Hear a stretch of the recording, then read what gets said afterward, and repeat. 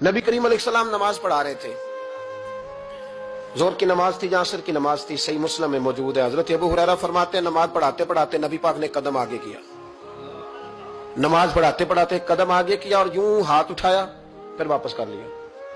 अब नमाज पढ़ के ना तो सलाम फेरा तो सहाबा अर्ज करने लगे, या रसूल अल्लाह सल्लल्लाहु अलैहि वसल्लम, वो नमाज में पैर भी आगे किया तो हाथ भी उठाया, तो वजह क्या थी? पहला सवाल तो यह है कि आप लोग नमाज पढ़ रहे थे या हुजूर को देख रहे थे?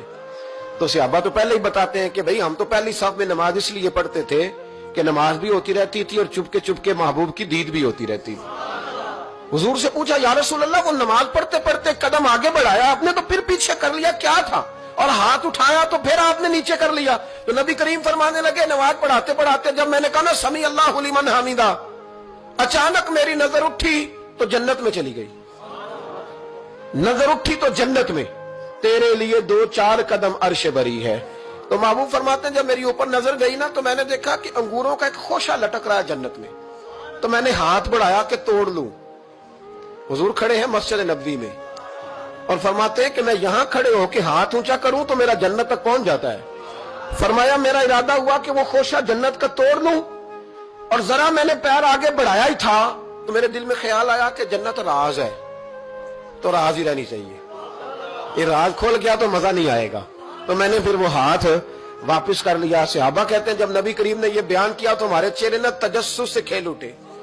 तजस्सुस से हम कोई बात और भी सुनना चाहते थे।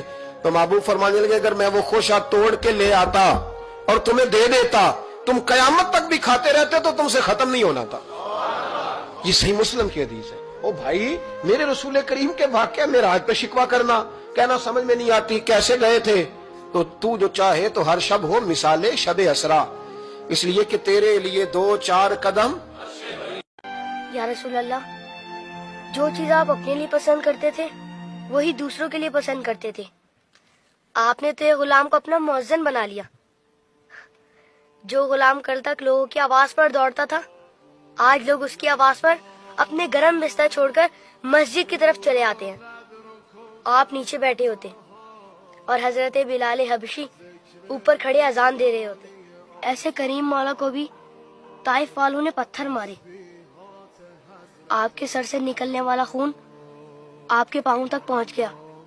आपकी प्यारी बेटी बीबी फातिमा सलामुल्लाह अलैहा आपके जख्म साफ करते हुए रोई होंगी, मगर आप नहीं रोए।